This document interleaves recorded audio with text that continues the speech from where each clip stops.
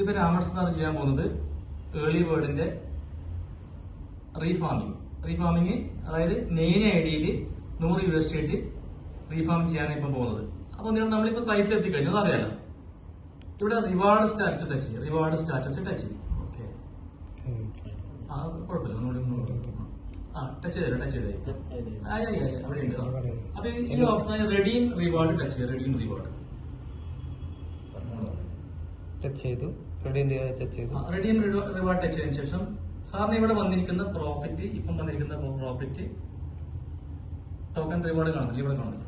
848 USD അവിടെ ഉണ്ട്. അതിൽ 100 നമ്മളിപ്പം കൊടുക്കാൻ പോകുന്നത്. സൂപ്പർ. അപ്പൊ എന്ത് ചെയ്യണം, ഇവിടെ ഇല്ല ഓപ്ഷൻ ഫസ്റ്റ് ഒരു ഫാമിംഗ് എങ്ങനെയായാലും, നോർമൽ ഫാമിംഗ് ആയാലും ഏത് ഫാമിംഗ് ആയാലും ഇവിടെ ടച്ച് ചെയ്യേണ്ട ഓപ്ഷൻ എന്ന് പറഞ്ഞാൽ പ്രോഫിറ്റ് വന്നത് ടോക്കൺ റിവാർഡ് റൈറ്റ് സൈഡിലുണ്ട്. അപ്പൊ ഇവിടെ സെന്ററിലില്ല, റെഡീം ടച്ച് ചെയ്യുക. റെഡീം എന്ന് പറഞ്ഞ ഓപ്ഷൻ ടച്ച് ചെയ്യുക. ഓക്കെ, ഒന്നുകൂടി ടച്ച് ചെയ്യുക. അപ്പൊ ഈ പേജ് മാറി വന്നില്ലേ? അപ്പൊ ഇവിടെ ഓപ്ഷൻ നമ്മൾ ചൂസ് ചെയ്യേണ്ടത് ചൂസ് റെഡീം ഓപ്ഷൻ. അവിടെ ടച്ച് ചെയ്യുക, ചൂസ് റെഡീം ഓപ്ഷൻ. യെസ്. അപ്പൊ ഇവിടെ 3 ഇത് കാണാൻ പറ്റും. ചൂസ് റെഡീം ഓപ്ഷൻ വന്നു കഴിഞ്ഞു. ടു സ്റ്റാർട്ട് ടോക്കൺ ഫാമിംഗ് അല്ലെ?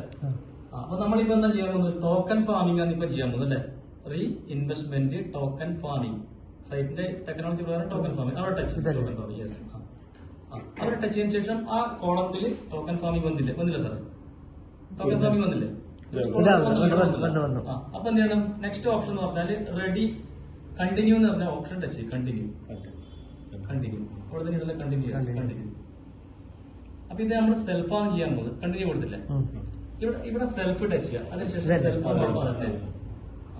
അപ്പൊ നമുക്ക് ആവശ്യമില്ല എമൗണ്ട് എത്രയാണ് താഴെ മാക്സിമം ഇവിടെ ഉണ്ട്. ആവശ്യമില്ല എമൗണ്ട് 100 ഇപ്പം ചെയ്യാൻ പോകുന്നത് അല്ലെ?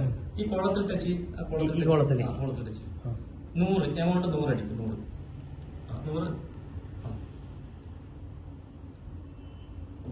അപ്പൊ തൊട്ട് താഴെയില്ല സബ്മിറ്റ് ബട്ടൺ ടച്ച് ചെയ്യും. ഓക്കെ, അത് സബ്മിറ്റ് ബട്ടൺ ടച്ച് ചെയ്തതിനു ശേഷം വീണ്ടും എന്റർ ഡിജിറ്റ് പിൻ കൊടുക്കുക. ഇത് നടക്കുന്നത് ഒരു ടോക്കൺ ഫാമിംഗ് ആണ് കേട്ടോ. Token farming 2 4 5 submit. അതിനുശേഷം സബ്മിറ്റ് ബട്ടൺ, താഴെയുള്ള സബ്മിറ്റ് ബട്ടൺ ടച്ച് ചെയ്യും.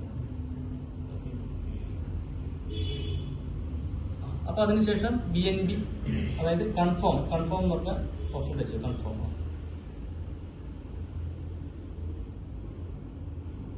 ഈ സമയത്താണ് എന്ത് സംഭവിക്കുന്നത്? ബ്ലോക്ക് ചെയിൻ ചാർജ്, ബിനാൻസിന്റെ ബ്ലോക്ക് ചെയിൻ BNB എന്ന് പറഞ്ഞ crypto currency block chain charge ആയിട്ട് പോകുന്നത്. ഈ പ്രോസസ് ചെയ്യുമ്പോഴാണ് അത് സംഭവിക്കുന്നത്. സാറിന് മനസ്സിലായില്ലേ? അപ്പൊ അതിനുശേഷം ഓക്കെ എന്ന ബട്ടൺ ടച്ച് ചെയ്യുക.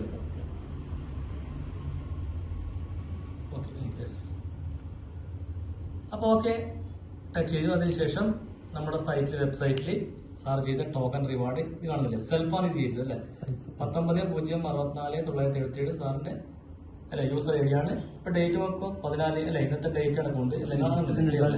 അപ്പൊ റൈറ്റ് സൈഡിൽ നോക്കോ, റൈറ്റ് സൈഡിൽ 100 അല്ലെ? ആ റെഡിൽ കാണില്ലേ സാർ? ഇതിൽ സ്റ്റേറ്റ്മെന്റ് കറക്റ്റ് ആയിട്ടുണ്ടാവും. എന്താണോ ഏത് ഐഡിയിലേക്കാണ് പോയത് സ്റ്റേറ്റ്മെന്റ് ഉണ്ടാവും. ക്ലിയർ അല്ലേ?